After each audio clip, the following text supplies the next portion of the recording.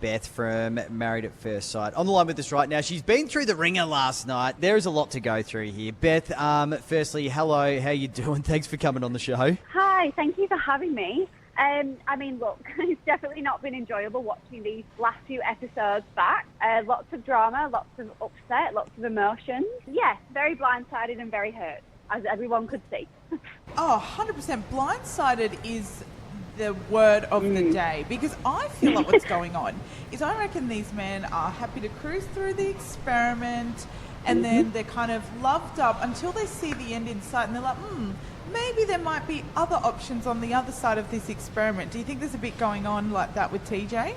Absolutely, I do. And I think that's why I was so hurt and blindsided, because everything, you know, as the viewers could see, everything was really smooth sailing for us and there was no issues, and it actually felt like, looking back, he really did sail through the experiment. It felt like he kind of just kept me going and took me for a ride until he couldn't anymore, and that's why I was really hurt, because it almost felt like he came to Homestays just to find an excuse. And that's why then when he blamed my dad's question, I just felt it was such a cop-out. So I just felt honestly so embarrassed as well, because, you know, everyone knows I've never had a relationship, and it was a really big deal for me to bring a guy home to meet my family. So yeah, really blindsided, really disappointed, and I just felt quite disrespected as well, that he just didn't take my feelings into consideration at all. Oh, 100%. And you could tell, Beth, that you were there for genuine reasons, whereas TeeJay is starting to reek of someone that really was chasing that fame. I mean, he was on Big Brother before this, because he really did kind of swindle his way through the experiment. Yep. He absolutely did. And, you know, I don't know, I just wish I could go back and maybe stand up for myself a bit more and see the red flags.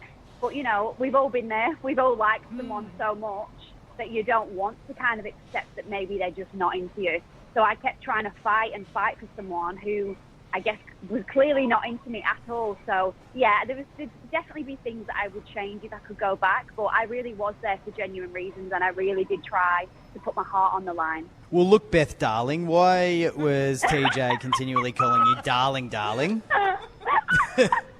Oh my God, that was absolutely brilliant last night.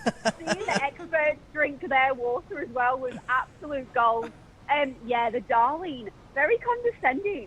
Very condescending, and obviously I noticed that he said it a lot, but I think until I watched that episode last night, I didn't realise how many times he'd actually said it. But yeah, I don't want anybody else to ever call me darling. That word is, I don't want to ever be called darling ever again. It'll trigger you forever. I know.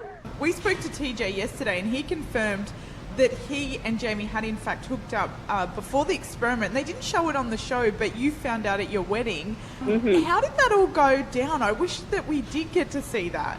Yeah, so it was very strange. Obviously, I was a bit shocked because, you know, I've seen some of the seasons of MAFS before, and I know that sometimes there's a bit of a cheating scandal. So I guess I kind of thought, is this going to be my storyline? What had happened is I got up from the table. Jamie came over to my bridesmaids and my sister, told them what had happened. And then when I got back to the table, Jamie kind of moved away, and TeeJay told me that he had hooked up with her last year. And then he kind of explained it after the wedding was over. We spoke about it, and he said that they've known each other since he was 17 and have kind of kept a bit of a friendship going. But last year he was in Melbourne with some friends, and they ended up having like a drunken fumble, and yeah, hooked up. Drunken fumble. Well, it's so interesting because we didn't see any of this on the show. And I know. So I thought that their hookup must have been years and years ago and not much of a big deal. But the fact that it was right before the experiment, that's wild to me. What about Dave? How did he take it on the day? He took it like a champion.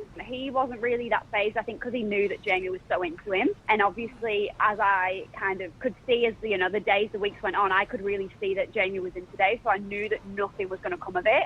And, you know, me and Jamie clicked. You know, we're such good friends, so there was really no drama about that whole situation. So it kind of felt a bit pointless, I guess, for them to put it in. Now, Beth, obviously you can't give any spoilers away. We still have to wait and see what happens between you and TeeJay. But between you and I hope you're the one that ends up kicking him to the curb, because your DMs are going to be booked and busy, especially after you've been looking so fabulous on national TV. Aww, you do not need TeeJay to validate you. There will be men at your beck and call very soon, don't you worry.